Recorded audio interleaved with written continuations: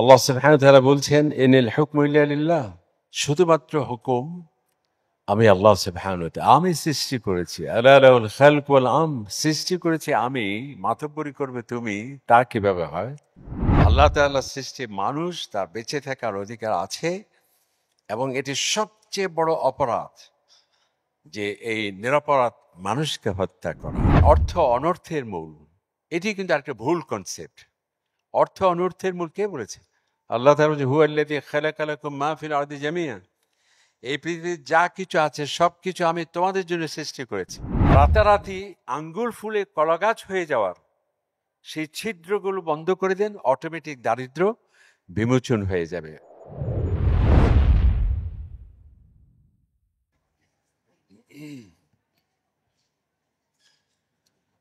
আলহামদুলিল্লাহ, আলহামদুলিল্লাহ রাব্বিল আলামিন, ওয়াসসালাতু ওয়াসসালামু আলা সাইয়্যিদিল মুরসালিন নবিয়িনা মুহাম্মদ ওয়া আলা আলিহি ওয়া সাহবিহি আজমাইন। أما بعد فأعوذ بالله من الشيطان الرجيم. بسم الله الرحمن الرحيم. إن الحكم إلا لله، وقال سبحانه وتعالى لا له الخلق والأمر. صدق الله العظيم وصدق رسوله النبي الكريم. সিয়ান কর্তৃক আয়োজিত আজকের এই সুন্দর সেমিনারের সম্মানিত সভাপতি, সম্মানিত অতিথিবর্গ, সম্মানিত আলোচক মণ্ডলী এবং আজকের এই সুন্দর অনুষ্ঠানে উপস্থিত আল্লাহ প্রিয়, কোরআন প্রিয়, নবী প্রিয় ভাইয়েরা এবং পর্দার আড়ালে মা ও বোনেরা, আসসালামু আলাইকুম ওয়া রাহমাতুল্লাহি ওয়া বারাকাতুহু। আমরা আল্লাহ পাকের শুকরিয়া জ্ঞাপন করছি, যিনি আমাদেরকে আজকের এই সুন্দর সেমিনারে অংশগ্রহণ করার তৌফিক দিয়েছেন, আলহামদুলিল্লাহ। এবং সিয়ানকে আমরা ধন্যবাদ জানাই, এই ধরনের একটি ব্যতিক্রমধর্মী তারা সেমিনার সমাবেশের আয়োজন করেছেন এবং আমরা আশা করছি এই সেমিনার সার্থক হবে এবং আলোচক মণ্ডলীর আলোচনার মাধ্যমে আমরা সমৃদ্ধ হব, আলোকিত হব, আমাদের সন্দেহ দূরীভূত হবে, সংশয় দূরীভূত হবে, সত্যকে আমরা জানতে পারব, বিভ্রান্তির দূরীভূত হবে এবং কোরআন হাদিসের আলোকে আমরা আজকে এই বিষয়টি যত সংকট আছে তার নিরসন হবে, যত অস্পষ্টতা সেটি সুস্পষ্ট হবে এবং আমরা সমৃদ্ধ হব। যেহেতু সময় কম, নির্ধারিত সময় সম্ভবত 30 মিনিট বা 40 মিনিট, সুনির্দিষ্ট বিষয়ের উপরে আলোচনা করা লাগবে। অপ্রাসঙ্গিক কথা বলার কোনো সুযোগ নেই। তবে আজকের এই বিষয়টির সাথে দু একটি কথা কেবল বলছি। একসময় আমাদের মাঝে এই ধরনের ধারণা ছিল যে রাষ্ট্রের সাথে আবার ইসলামের কি সম্পর্ক। আমাদের সূচনা বক্তব্যে যিনি বলেছেন যে এটি আমাদের কাছে একটি ভ্রান্তি ছিল, ভুল কনসেপ্ট ছিল যে ইসলাম তো ইসলামই, সেখানে শুধু নামাজ ও জাহাজ যাকাত থাকবে, এর সাথে আবার রাষ্ট্র বা রাজনীতি এগুলোর সাথে কি সম্পর্ক। আসলে কি তাই? আল্লাহ সুবহানাহু ওয়া তাআলা বলছেন, ইনিল হুকমু ইল্লা লিল্লাহ, শুধুমাত্র হুকুম আমি আল্লাহ সুবহানাহু ওয়া তাআলা। আমি সৃষ্টি করেছি। আলা লাহুল খালক ওয়াল আমর, সৃষ্টি করেছি আমি, মাতব্বরি করবে তুমি, তা কিভাবে হয়? ওয়ামান লাম ইয়াহকুম বিমা আনজালাল্লাহ, আল্লাহ তাআলা বলছে আমি যে দিক নির্দেশনা দিয়েছি সেটি যদি সেটি অনুযায়ী যদি সমস্ত কার্যাদি পরিচালনা করা না হয়, ফাউলাইকা হুমুয যালিমুন, তাদেরকে জালিম বলা হয়েছে, কুফরি বলা হয়েছে, ফাসিক বলা হয়েছে। রাষ্ট্র অবশ্যই রাষ্ট্রের সাথে ইসলামের সম্পর্ক। যেমন দেখুন, নবী করিম সাল্লাল্লাহু আলাইহি ওয়াসাল্লাম মদিনায় গিয়ে তিনি মদিনা সনদ, যেটি পৃথিবীর সর্বপ্রথম লিখিত সংবিধান, সর্বপ্রথম লিখিত শাসনতন্ত্র। তো সংবিধান কেন? একটি পরিবার, একটি সমাজের জন্য কি সংবিধান হয়? রাষ্ট্রের জন্যই তো সংবিধান হয়। আমরা জানি যে কোরআন এবং হাদিসে অনেক দণ্ডবিধি আছে, ফৌজদারি আইন বিষয়ক অনেক বিধিবিধান আছে। যেমন চুরি করলে কি শাস্তি হবে, কেউ যে ব্যভিচার করে কি শাস্তি হবে, এটি কিভাবে আপনি কার্যকর করবেন যদি রাষ্ট্র না থাকে। নবী করিম সাল্লাল্লাহু আলাইহি ওয়াসাল্লাম তিনি তৎকালীন পরাশক্তি রোম পারস্যের কূটনৈতিক সম্পর্ক যেটাকে আমরা ডিপ্লোম্যাটিক রিলেশন, আল্লাহ নবী চিঠি দিয়েছেন, তো সেটি যদি রাষ্ট্র না হয় তাহলে সেটি কিভাবে করলেন? এবং দারিদ্র্য বিমোচনের জন্য আল্লাহ সুবহানাহু ওয়া তাআলা যে যাকাত দিয়েছেন, এই যাকাত কিভাবে ডিস্ট্রিবিউশন হবে, কিভাবে কালেকশন হবে যদি রাষ্ট্রই শুধু না থাকে? যাই হোক, আমরা এই কথাগুলো বললাম যেহেতু সঞ্চালক মহোদয় তিনি বলেছেন। তো আমাকে যে বিষয় দেওয়া হয়েছে সেটা হলো যে জনগণের রাষ্ট্রের প্রতি নাগরিকের কি অধিকার এবং রাষ্ট্রের প্রতি নাগরিকের কি দায়িত্ব এবং কর্তব্য। প্রথম, নাগরিকের রাষ্ট্রের প্রতি প্রথম অধিকার যেটা হকুল হায়া, তার বেঁচে থাকার অধিকার, তার জানের নিরাপত্তা, তার মালের নিরাপত্তা। এবং আমরা জানি যে মাকাসিদে শরিয়ার যে অবজেক্টিভস সেটিও কিন্তু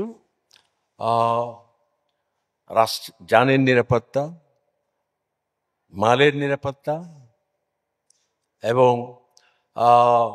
বিবেকের সেটি পরিশুদ্ধ থাকার নিরাপত্তা নিশ্চিত করা।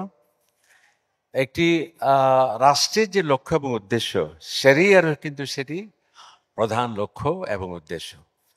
তো রাষ্ট্রের প্রতি জনগণের বা নাগরিকের যে প্রথম অধিকার সেটা হচ্ছে তাকে বেঁচে থাকার অধিকার, তার জানের নিরাপত্তা। আল্লাহ সুবহানাহু ওয়া তাআলা বলছে ওয়ালা তাকতুলু আন-নাফস আল্লাতী হারামাল্লাহু বিল হক, যে কোনো মানুষকে অন্যায়ভাবে হত্যা করা যাবে না। এবং নবী কারীম সাল্লাল্লাহু আলাইহি ওয়াসাল্লাম বলছেন লাযাওয়ালুদ দুনিয়া আহওয়ান মিন কাতলি মুমিনিন ওয়াহিদ, একজন নিরপরাধ মানুষ হত্যা করা এত জঘন্য, সারা পৃথিবী ধ্বংস করে দেয়া যা না জঘন্য, এর থেকে বড় জঘন্য অপরাধ হচ্ছে একজন নিরপরাধ মানুষকে হত্যা করা। এবং একজন কেউ যদি মুমিনকে হত্যা করে, ওয়া ইয়াকতুল মুমিনান মুতাআম্মিদান ফাজাযাউ জাহান্নাম, আল্লাহ তাআলা বলছেন যে একজন মুমিন কেউ যদি হত্যা করে তার জাহান্নামে হচ্ছে তার জন্য অবধারিত, এবং আল্লাহর অভিসম্পাত তার প্রতি কঠোর শাস্তির কথা আল্লাহ তাআলা কোরআন শরীফে বলেছেন। এবং সেটি কেবল নয়, মুসলিম অমুসলিম যে কোনো মানুষ তার বেঁচে থাকার অধিকার, এটি হচ্ছে রাষ্ট্রের প্রতি নাগরিকের সবচেয়ে বড় প্রাপ্তি। জাতি ধর্ম বর্ণ নির্বিশেষে, সে কি কৃষ্ণাঙ্গ, সে কি শ্বেতাঙ্গ, সে কি মুসলিম, সে কি অমুসলিম, সে কি সংশয়বাদী, সে কি প্রকৃতিবাদী, সেটি বিষয় নয়। আল্লাহ তাআলার সৃষ্টি মানুষ, তার বেঁচে থাকার অধিকার আছে। এবং এটি সবচেয়ে বড় অপরাধ যে এই নিরপরাধ মানুষকে হত্যা করা। আল্লাহ তাআলা বলছেন মান قتل نفسا بغير نفس أو فساد في الأرض فكأنما قتل الناس جميعا, যে একজন মানুষের বেঁচে থাকার অধিকার কত টপ প্রায়োরিটি দেওয়া হয়েছে ইসলামে, কত সর্বোচ্চ অগ্রাধিকার দেওয়া হয়েছে, যে কোনো একজন নিরপরাধ মানুষকে হত্যা করা মানে হলো সারা পৃথিবীর সমস্ত মানুষকে হত্যা করা শামিল। ওমান আহিয়াহা ফাকান্নামা আহিয়া আন-নাস জামিয়া, আর যে কোনো এক ব্যক্তির জীবন বাঁচিয়ে দেয়া মানে সমগ্র মানবতাকে বাঁচিয়ে দেওয়ার সমান। আমরা যদি দেখি যে কোনো একজন মানুষ নিহত হয়, পত্রপত্রিকায় রিপোর্ট আসে একজন মারা গিয়েছে, কোর্টে বিচার হবে, জাস্টিস সাহেব রায় দেবেন একজন ব্যক্তি মারা গিয়েছে, উকিল সাহেব তিনি তর্ক বিতর্ক পেশ করবেন একজন ব্যক্তি মারা গিয়েছে। কিন্তু আল্লাহ তাআলা বলছেন যে একটি রাষ্ট্রে একজন মানুষের বেঁচে থাকার অধিকার এত গুরুত্বপূর্ণ যে একজন নিরপরাধ মানুষ হত্যা করা মানে হলো সমগ্র মানুষকে হত্যার শামিল। তাই ইসলামী রাষ্ট্রে যে জানের নিরাপত্তা কাকে বলে, এমনকি আমরা দেখি যে কোনো গণপিটুনিতে কোনো মানুষ যদি নিহত হয়, মনে করে 1 লক্ষ মানুষ মিলে একজন মানুষকে যদি হত্যা করে, কোনো পৃথিবীর আদালতে 1 লক্ষ মানুষকে মৃত্যুদণ্ড দেওয়া সম্ভব নয়। কিন্তু ইসলামী রাষ্ট্রে একজন নাগরিকের জানের এত গুরুত্ব, নিরাপত্তার রক্ষা কবচ এত সুসংহত। নবী ইসলাম বলছেন লাউ ইশতারাকা আহলুস সামা ওয়া আহলুল আরদ ফি কতলি মুমিনিন ওয়াহিদ, যে আসমানে যারা আছে সকল ফেরেশতা জমিনে যারা আছে সকল মানুষ সকলেই মিলে যদি একজন ব্যক্তির হত্যার জন্য দায়ী হয়, লাআকাব্বাহুমুল্লাহু ওজুহাম ফিন্নার, হোক সমস্ত ফেরেশতা, হোক সমস্ত মানুষ, কেন একজন নিরপরাধ মানুষ হত্যা হলো তার জন্য সকলকে আমি জাহান্নামে দেওয়ার জন্য প্রস্তুত। তাহলে যে মানুষের নিরাপত্তা, তার জানের নিরাপত্তা, রাষ্ট্রের প্রতি যে নাগরিকের অধিকার, ইসলাম সেটিকে সর্বোচ্চ অগ্রাধিকার দিয়েছে। এরপর হলো যে তার মালের নিরাপত্তা, তার বেঁচে থাকার আরেকটি রক্ষা সাপোর্ট, লজিস্টিক সাপোর্ট হলো তার মালের নিরাপত্তা নিশ্চিত করা। সেটিও ইসলামী রাষ্ট্রে সবচেয়ে গুরুত্ব দেওয়া হয়েছে। নবী করিম সাল্লাল্লাহু আলাইহি ওয়াসাল্লাম বলছেন যে তোমাদের ধনসম্পদ, তোমাদের জানমাল পবিত্র। তিনি আরাফাতের ময়দানে পৃথিবীর শ্রেষ্ঠ ভাষণ, নবী ইসলামের শেষ ভাষণ, সেখানে তিনি বলেছেন আজকের এই দিন যেমন পবিত্র, আজকের এই আরাফাতের ময়দান যেভাবে পবিত্র, তোমাদের সম্পদ, তোমাদের জানমাল সেভাবে পবিত্র। ওয়ালা তাকুলু আমওয়ালাকুম বাইনাকুম বিল বাতিল, এবং এই সম্পদ যাতে সুরক্ষিত থাকে এবং এটি যাতে কোনো ধরনের নগ্ন হস্তক্ষেপের মধ্যে যাতে না হয়, সেটি যাতে চর্যবৃত্তির শিকার না হয়, সেটি যাতে লুণ্ঠনের শিকার না হয়, সেটি যাতে দুর্নীতির মাধ্যমে এটি যাতে অস্তিত্ব হারিয়ে না ফেলে, সেই রক্ষা কবচ রয়েছে ইসলামে। এবং মালকে এত গুরুত্ব দেওয়া হয়েছে, আমরা অনেকে এটিই বলি যে ধর্মের সাথে আবার মালের কি সম্পর্ক, সম্পদের কি সম্পর্ক। আমরা জানি যে কোরআনুল কারীমের সবচেয়ে দীর্ঘতম আয়াতটি হচ্ছে আমরা অর্থ বিষয়ক আয়াত, যেটাকে আয়াতে দাইন হিসেবে আমরা জানি। এবং এই সম্পদ আমরা এটিও একটি ভুলভাবে উপস্থাপন করি যে অর্থ অনর্থের মূল। এটি কিন্তু একটা ভুল কনসেপ্ট। অর্থ অনর্থের মূল কে বলেছে? আল্লাহ তাআলা বলেছেন হুয়াল্লাযী খালাকা লাকুম মা ফিল আরদি জামিআন, এই পৃথিবীর যা কিছু আছে সব কিছু আমি তোমাদের জন্য সৃষ্টি করেছি। সেটি প্রাণী সম্পদ, সেটি স্বর্ণ রৌপ্য খনিজ সম্পদ, যা কিছু আছে সব আমি তোমার জন্য সৃষ্টি করেছি। এবং যেই সম্পদকে আল্লাহ তাআলা খাইর বলেছেন, ইন্নাহু লিহুব্বিল খাইর লাশাদীদ, যে অর্থকে আমরা অনর্থের মূল বলছি আর অর্থের স্রষ্টা বলছে সেটি খাইর। আল্লাহ তাআলা মালকে খাইর কেন বলেছেন? লিমাযা সুম্মিয়াল মালু খায়রা, আপনার কাছে অর্থ থাকলেই আপনি ভালো কাজ করতে পারবেন। আজকে যে সুন্দর সৎ ব্যক্তির কাছে যায় সেটি অতীব উত্তম সম্পদে পরিণত হয়ে যায়। সুতরাং রাষ্ট্রের প্রতি নাগরিকের এটি একটি অধিকার, আমার এই সম্পদ যাতে কি না হয়, যাতে লোপাট না হয়, যাতে নগ্ন হস্তক্ষেপের শিকার না হয়। সেই জন্যে ইসলাম চুরিকে হারাম করেছে, এবং শুধু হারাম নয়, দণ্ডবিধি, এটাকে শাস্তি ঘোষণা করা হয়েছে, কঠোর শাস্তির কথা বলা হয়েছে। দুর্নীতিকে হারাম করা হয়েছে, যেটা আজকের অর্থনীতি বিশারদরা বলছে যে দারিদ্র্য বিমোচনের জন্য রাষ্ট্রের কাছে খয়রাত আমরা চাই না, বিত্তশালী যারা আছে তোমাদের থেকে আমরা অনুগ্রহ চাই না। রাষ্ট্রকে অর্থনীতি বিশারদরা প্রেসক্রিপশন দিচ্ছে, আপনারা রাতারাতি আঙ্গুল ফুলে কলাগাছ হয়ে যাওয়ার সেই ছিদ্রগুলো বন্ধ করে দেন, অটোমেটিক দারিদ্র্য বিমোচন হয়ে যাবে। অর্থাৎ দারিদ্র্যের কষাঘাতে মানুষ যাতে জর্জরিত না হয়, অর্থনৈতিক বিশৃঙ্খলা সৃষ্টি করে সেই সব খাতগুলো আপনি বন্ধ করে দেন, অটোমেটিক দারিদ্র্য বিমোচিত হয়ে যাবে। এবং সেটি করেছে ইসলাম। সেটা কি? যেটি আমার নাগরিকের অধিকার, রাষ্ট্রের প্রতি সম্পদকে সুরক্ষিত রাখার, প্রথমে চুরিকে হারাম করেছে আল্লাহ তাআলা, দুর্নীতিকে হারাম করা হয়েছে। ওয়ালা তাকুলু আমওয়ালাকুম বাইনাকুম বিল বাতিল, অন্যায়ভাবে তোমরা সম্পদ ভক্ষণ করবে না। এভাবে সুদকে হারাম করা হয়েছে। আহাল্লাল্লাহুল বাইআ ওয়া হাররামার রিবা, আমি সুদকে হারাম করেছি, ব্যবসাকে হালাল করেছি। কারণ এই সুদ মানে হচ্ছে পরিবেশ বান্ধব, পরিবেশ নষ্ট করা, অলস সম্পদের পাহাড় সৃষ্টি হওয়া, গরিবের রক্ত শোষণ করা।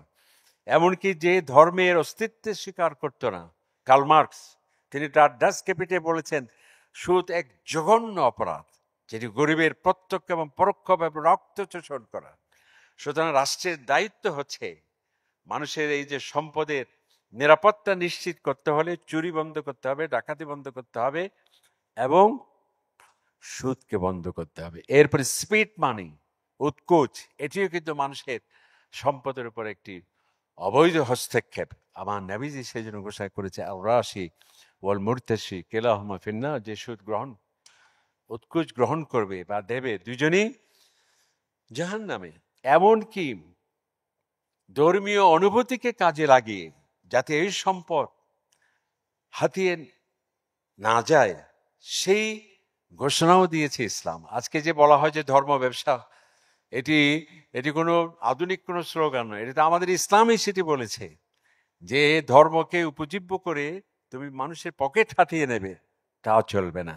এটি আল্লাহ তাআলা বলছে ইন্না কাসীরাম মিনাল আহবার ওয়ার রহবান, অনেক পুরোহিত আছে, অনেক সকল ধর্মীয় ব্যক্তিত্ব আছে, ইয়াকুলুনা আমওয়ালান নাস, মানুষের তার মূল টার্গেট পকেট, সে মানুষের সম্পদকে হাতিয়ে নেয়। ওয়া ইয়াসুদ্দুনা আন সাবিলিল্লাহ, এবং মানুষকে আল্লাহর রাস্তা থেকে দূরে সরে রাখে। তাহলে এই যে সম্পদ, এটিকে সুরক্ষিত রাখার যে অধিকার, এটি রাষ্ট্র সেটি নিশ্চিত করবে। এরপর আরেকটি রাষ্ট্রের প্রতি জনগণের আরেকটি অধিকার, সেটি হলো তার ইজ্জত, তার সম্ভ্রম, তার প্রাইভেসি, সেটি যাতে সুরক্ষিত থাকে। এবং এই জন্য ইসলাম মানুষের সম্মানকে, মানুষের মর্যাদাকে যাতে সেটি লঙ্ঘন না হয়, কেউ যাতে সেটিকে অসম্মান করতে না পারে, লাঞ্ছনা করতে না পারে, সেই ব্যবস্থা ইসলাম করেছে। নবী করিম সাল্লাল্লাহু আলাইহি ওয়াসাল্লাম তিনি একবার হারাম শরীফের তাওয়াফ করছিলেন। হে কাবা, তোমার কত বড় মর্যাদা, তোমার কত বড় সম্মান, তবে একজন মুমিনের মর্যাদা তোমার চাইতে অনেক বেশি। তো এই মানুষ যাকে আল্লাহ তাআলা সৃষ্টি ইশারা করেছেন, ওয়ালাকাদ কাররামনা বনি আদম, আমি বনি আদমকে সবচেয়ে বেশি সম্মানিত করেছি। লাকাদ খালাকনাল ইনসানা ফি আহসানি তাকওয়িম, সবচেয়ে সুন্দর করে আমি মানুষকে সৃষ্টি করেছি। হুয়াল্লাযী খালাকা লাকুম মা ফিল আরদি জামিয়া, এই পৃথিবীতে যা কিছু আছে সব আমি তোমার জন্য সৃষ্টি করেছি। মানুষকে আল্লাহ তার ইচ্ছে শক্তি দিয়েছেন, মানুষকে বাকশক্তি আল্লাহ তাআলা দিয়েছেন, আল্লামাহুল বায়ান। সেই মানুষ তার সম্মান যাতে সুরক্ষিত থাকে, সেই জন্য আল্লাহ সুবহানাহু ওয়া তাআলা কোরআন শরীফে বলছে ইজতানিবু কাসীরাম মিনায-যান, তোমরা মানুষের উপর অপধারণা করবে না। ইন্না বা'দায-যান্নি ইথম, যে অনেক সময় অপমান সেটি গুনাহের নামান্তর হয়। ওয়ালা তাজাসসাসু, কোনো গোয়েন্দাগিরি করবে না, মানুষের দোষ ত্রুটি ম্যাগনিফাইং গ্লাস দিয়ে অনুসন্ধানে তুমি ব্রত হবে না। ওয়ালা ইয়াগতাব বা'দুকুম বা'দা, একে অপরের দোষ ত্রুটি অনুসন্ধান তোমরা করবে না। ওয়াইলুল লিকুল্লি হুমাযাতিল লুমাযা, যারা মানুষের সম্পর্ক নষ্ট করে দেয় চুগলখড়ির মাধ্যমে, গীবতের মাধ্যমে, পরচর্চার মাধ্যমে। আল্লাহ তাআলা ইউহিব্বু আহাদুকুম আন ইয়াকুলা লাহমা আখিহি মাইতা, তোমরা কি তোমাদের মৃত ভাইয়ের লাশ ভক্ষণ করবে? অবশ্যই সেটি তোমরা করবে না। সুতরাং একজন মানুষের তার মর্যাদা, তার সম্মান, বিসাল ইসমুল ফুসুক ওয়ালা তানাবুযু বিল আলকাব, অপনামে মানুষকে তুমি ডাকবে না, অপনামে, বিকৃতি নামে, এটি একটা মানুষের মর্যাদার সাথে আপত্তিকর। বিসাল ইসমুল ফুসুক বাদাল ঈমান, আল্লাহ তাআলা বলছেন যে অপনামে মানুষকে আখ্যায়িত করা, ডাকা কত এক মারাত্মক অপরাধ। ওমান লাম ইয়াতুব, এই জঘন্য যে কাজ করলো আর তওবা করলো না, তাকে সে জালিম, আল্লাহ তাআলা বলছেন। তাহলে রাষ্ট্রের প্রতি এটি একটি অধিকার, তার ইজ্জত, তার সম্ভ্রম সেটি সুরক্ষিত থাকবে।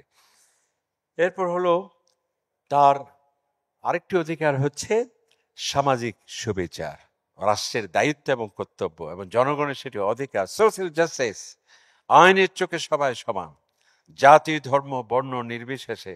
শ্বেতাঙ্গ একরকম বিচার পাবে, কৃষ্ণাঙ্গ আরেক রকম পাবে, বাঙালি একরকম পাবে, অবাঙালি, উপজাতি, এই রকমের কোনো শ্রেণীবিন্যাস বিচারের ক্ষেত্রে যাতে না হয়। আল্লাহ তাআলা ইদিলু হুয়া আকরাবু লিত-তাকওয়া, তুমি সর্বাবস্থায় সুশাসনকে, ন্যায় প্রণয়ন থেকে জাস্টিস মেনটেন করতে হবে তোমাদের, এটি হচ্ছে তাকওয়া। ওয়ালা ইয়াজরিমান্নাকুম শানাআনু কওম, কোন জাতির প্রতি পূর্ব শত্রুতা তোমাকে ইনসাফ করার ক্ষেত্রে যাতে বাধাগ্রস্ত না করে, যাতে অন্যায় না হয়, অবিচার না হয়, এটি আমার অন্যতম একটি অধিকার এবং রাষ্ট্রকে সেটি নিশ্চিত করতে হবে। এরপর আরেকটি অধিকার হলো রাষ্ট্রের প্রতি জনগণের, সেটি হচ্ছে তার ধর্মীয় স্বাধীনতা, তার বিশ্বাস, ধর্মীয় বিশ্বাস। এই ক্ষেত্রে কোনো হস্তক্ষেপ করা যাবে না, কোনো বল প্রয়োগের মাধ্যমে বিশেষ ধর্মীয় বিশ্বাস চাপিয়ে দেওয়া যাবে না। স্বয়ং আল্লাহ তাআলা বলছেন যে ওয়ালাউ শাআ আল্লাহু লাহাদাকুম আজমাইন, সবাইকে তো আমি সৃষ্টি করেছি, আমি তো ইচ্ছে করলে সকলকে একই বিশ্বাসে, একই ধর্মে আমি দীক্ষিত করতে পারতাম, আমি তো সেটি করিনি। বরং আমি সঠিক পথ সেটি প্রদর্শন করেছি নবীদের মাধ্যমে, আসমানি কিতাবের মাধ্যমে।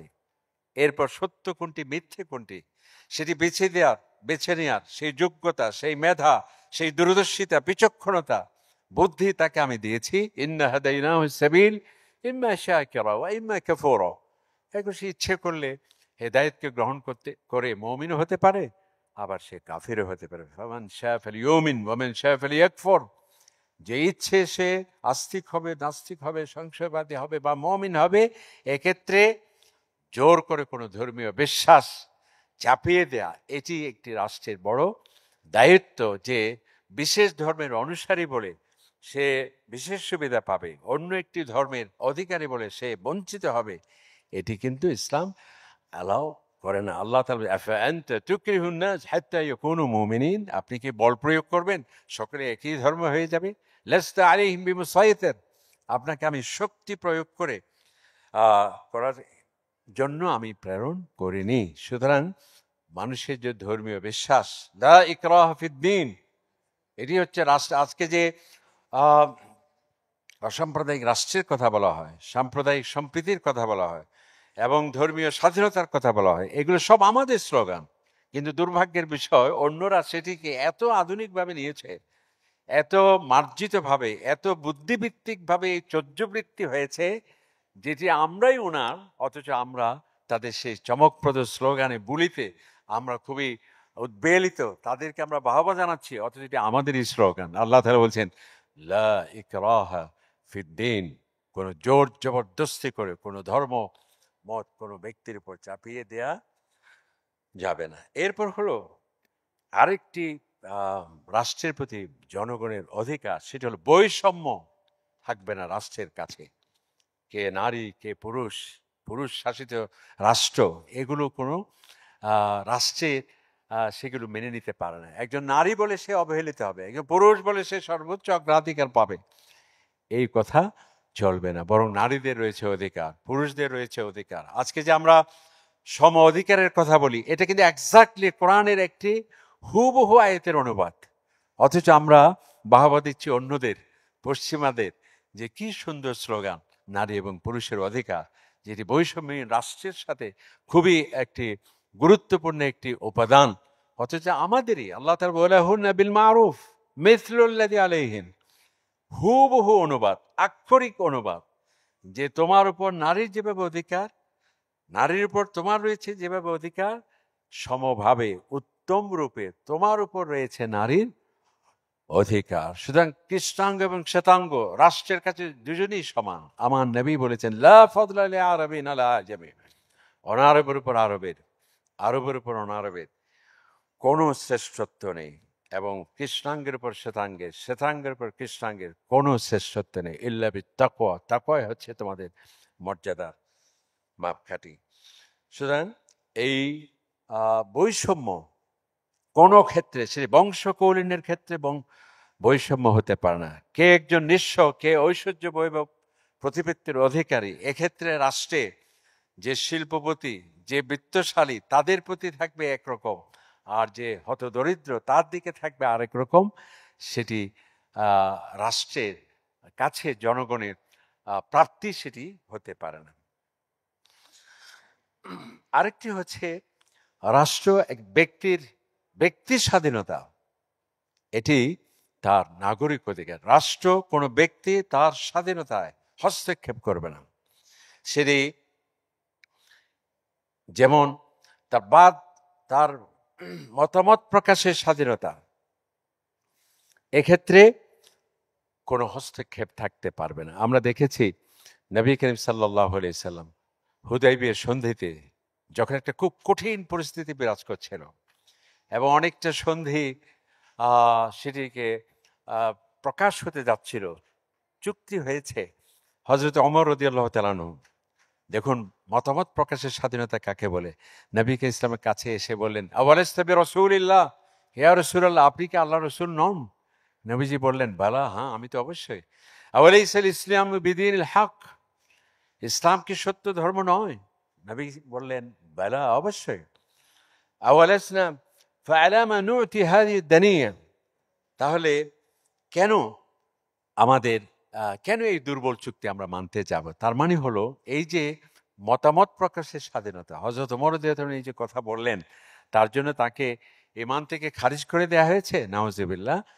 এটি হচ্ছে মতামত প্রকাশের স্বাধীনতা। যেমন দেখুন, হযরত ইব্রাহিম আলাইহিস সালাম যখন আল্লাহ সুবহানাহু ওয়া তাআলাকে প্রশ্ন করেন যে, আয় আল্লাহ, রব্বি আরিনি কাইফা তুহয়িল মাউতা, আল্লাহ তাআলা অনেকটা বললেন যে, আওয়ালা তুমিন, তুমি একজন আল্লাহর নবী হয়ে আমার নবী কি বলছো তুমি, আমি কিভাবে তো এই যে বললেন যে আমাকে দেখিয়ে দাও কিভাবে মৃতকে আবার তুমি জিন্দা করবে, তাই বলে কি তার নবুয়ত খারিজ করে দেওয়া হয়েছে? তার মানে হচ্ছে এই যে মতামত প্রকাশের স্বাধীনতা, চিন্তার স্বাধীনতা, ধর্মীয় স্বাধীনতা, অবাধ যে বুদ্ধিভিত্তিক স্বাধীনতা, এটি কিন্তু রাষ্ট্রের প্রতি জনগণের একটি অধিকার। এরপর হলো আরেকটি বিষয়, সেটি হলো সামাজিক নিরাপত্তা। দেখুন, এটি আরেকটি পশ্চিমাদের স্লোগান, অথচ আমাদেরই স্লোগান। সামাজিক নিরাপত্তা কি? রাষ্ট্রের একটি অধিকার যে যে ব্যক্তি মেধাবী সে এগিয়ে গেল, যে ব্যক্তি শারীরিক সক্ষম সে এগিয়ে গেল, যে অমেধাবী সে অর্থের প্রতিযোগিতায় ছিটকে পড়ল, তাই বলে কি সে দারিদ্র্যের কষাঘাতে জর্জরিত হবে এবং সে দর্শক গ্যালারিতে বসে, হ্যাঁ এটি হলো দারিদ্রতা, যেটি হারে হারে সে উপলব্ধি করে এবং সেটি উপভোগ করতে থাকবে, সেটি কি তাই? নবীকে কাদাল ফাকরু আন ইয়াকুনা কুফরান। এবং আরেকটি ভুল কনসেপ্ট আমাদের মাঝে, সেটি হলো যে দারিদ্র্যর অপর নামই যেন ইসলাম বা ধার্মিকতা। কে বলেছে? আল্লাহ রাসূল বলেছেন, দারিদ্র্য এমন এক মারাত্মক ব্যাধি যেটিতে আক্রান্ত হলে মানুষের সর্বোচ্চ দামি ঈমান পর্যন্ত চিন্তা হতে পারে। নবীকে ইসলাম দোয়া করতেন, আয় আল্লাহ, আমি আল্লাহুম্মা ইন্নী আউযু বিকা মিনাল কুফরি ওয়াল ফাকরি, আমি কুফরি থেকে পানা চাই, দারিদ্র্য থেকেও পানা চাই। সুতরাং ইসলাম এই যে যাকাত ভিত্তিক অর্থনৈতিক ব্যবস্থাপনা, এটির এই কনসেপ্ট আজকে সামাজিক নিরাপত্তার কথা বলা হচ্ছে।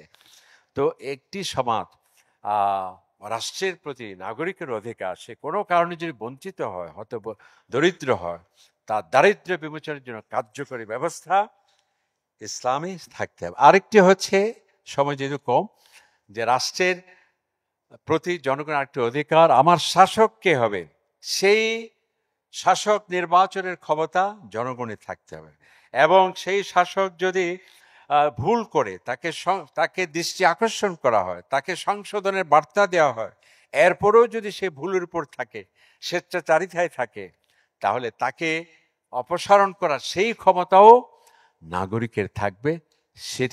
সেটিও আমাদের ইসলামী রাষ্ট্রে, আমাদের যখনই শপথ গ্রহণ করেছেন আমাদের খলিফা হযরত আবু বকর রাদিয়াল্লাহু তাআলা, হযরত ওমর রাদিয়াল্লাহু তাআলা, তারা এই কথা বলেছেন, আইনের শাসনের কথা বলে, আতিউনি ইন্নী উল্লিতু আলাইকুম ওয়া লাস্তু বিখায়রিকুম, আমি তোমাদের শাসক নির্বাচিত হয়েছি, তার মানে এই নয় যে আমি তোমাদের থেকে উত্তম, অবশ্যই তিনি উত্তম, কিন্তু এটা তার বিনয়ের বহিঃপ্রকাশ। এরপর তিনি কি বললেন? আতিউনি ফীমা আতাতুল্লাহ, অর্থাৎ আমি যদি সংবিধান মেনে চলি, কোরআন হাদিসের উপর থাকি, তাহলে আমার আনুগত্য চলবে। ওয়ালা তাআতা লি আলাইকুম ইযা আসাইতুল্লাহ ওয়া রাসূলাহ, যদি আল্লাহ এবং আল্লাহ রসুলের পথে আমি না থাকি, সংবিধান যদি আমি লঙ্ঘন করি, তাহলে আমার আনুগত্য তোমাদের উপর বর্তাবে না। তার মানে ইসলামী রাষ্ট্রের অন্যতম এই অধিকার যে সেটি হচ্ছে অর্থাৎ তার শাসককে সে নিয়োগ করতে পারবে, নির্বাচন করতে পারবে, এবং এই শাসক যদি সে বিচ্যুত হয় সঠিক পথ থেকে, তাকে অপসারণের সেই ক্ষমতাও তার থাকবে। এরপর অন্ন, বস্ত্র, বাসস্থান, শিক্ষা, এই সমস্ত অধিকার তো আছেই, সময়ের অভাবে আমরা বলতে পারলাম না। এখন নাগরিক হিসেবে আমার দায়িত্ব এবং কর্তব্য কি? প্রথম হলো আনুগত্য, যিনি আমার শাসক হবেন, যিনি আমার দায়িত্বশীল হবেন, সেই রাষ্ট্রের প্রতি পূর্ণ আনুগত্য, আল্লাহ তাআলা আতিউল্লাহ ওয়া আতিউর রাসূল, আল্লাহ তাআলাকে তুমি মানবে এবং নবীকে মানবে, এবং তোমার যারা দায়িত্বশীল তাদের অবশ্যই তাদের বিধিনিষেধ তোমাকে মেনে চলতে, আইনের শাসন মেনে চলতে হবে। রাষ্ট্রের বিরুদ্ধে কোনো ষড়যন্ত্রে অংশগ্রহণ করা যাবে না। রাষ্ট্রীয় সম্পদকে সুরক্ষিত রাখতে হবে এবং দেশের প্রতি ভালোবাসা, দেশের স্বাধীনতা এবং সার্বভৌমত্ব রক্ষার জন্য সর্বোচ্চ অগ্রাধিকার থাকতে হবে। এবং শিক্ষা মাধ্যমে এবং কর্মের মাধ্যমে, ব্যবসা বাণিজ্যের মাধ্যমে আমার দেশ যাতে এগিয়ে যায়, সেক্ষেত্রে আমার যা করণীয় সেটি আমাকে করতে হবে। আল্লাহ পাক সুবহানাহু ওয়া তাআলা আমাদের রাষ্ট্রের প্রতি যে আমাদের অধিকার, এটি যদি আমরা পাই, এবং আমাদের যে রাষ্ট্রের প্রতি দায়িত্ব এবং কর্তব্য সেটি যদি আমরা পালন করি, এটি একটির সাথে অঙ্গাঙ্গিভাবে জড়িত, একে অপরের পরিপূরক। রাষ্ট্র যদি বলে যে রাষ্ট্র যদি তার দায়িত্ব এবং কর্তব্য নাগরিককে না দেয়, আর নাগরিক যদি রাষ্ট্রের প্রতি যা তার দায়িত্ব এবং কর্তব্য সেটি যদি না দেয়, তাহলে কোনোটি সেটি সম্ভব নয়। আল্লাহ তাআলা আমাদেরকে রাষ্ট্রের প্রতি যে আমাদের অধিকার সেটি যে আমরা সহজভাবে পাই, এবং আমাদের রাষ্ট্রের প্রতি যে দায়িত্ব এবং কর্তব্য সেটি যাতে ইখলাসের সাথে, আন্তরিকতার সাথে, নিষ্ঠার সাথে যাতে আমরা সেই দায়িত্ব পালন করি, সেই তৌফিক আল্লাহ তাআলা আমাদেরকে দান করুন। এই সংক্ষিপ্ত কথা বলে এখানে শেষ করছি। আসসালামু আলাইকুম ওয়া রাহমাতুল্লাহি ওয়া বারাকাতুহু।